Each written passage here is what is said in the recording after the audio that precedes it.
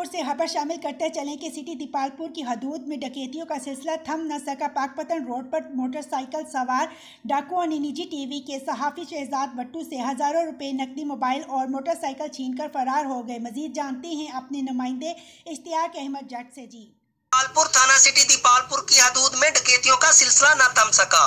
मरूफ शाहराहों पर शहरी लुटने लगे। पाकपतन रोड पर दीपालपुर शहर आते हुए अल वहीद फार्म के करीब 3 मोटरसाइकिल सवार डाकुओं ने निजी टीवी के मरूफ सहाफी मियां शहजाद भट्टू को हजारों रुपए, नकदी, मोबाइल फोन और मोटरसाइकिल से महरूम कर दिया। डाकू असला के जोर पर वारदात करके दीपालपुर शहर की तरफ फरार हो गए। पुलिस थाना सिटी इतला के बावजूद तखीर से मौका पर पहुंची।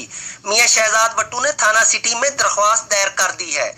PFUJ समेत जिला भर की सहाफती तंजीमों ने वाकया की सख्त मजम्मत करते हुए DPO उकाड़ा फैसल शहजाद से फौरी नोटिस लेने, मुलजमा मोटरसाइकिल की फौरी बरामदगी का मुतालबा किया है। Ishtiyaq Ahmad Jat, district reporter, QBN news, उकाड़ा।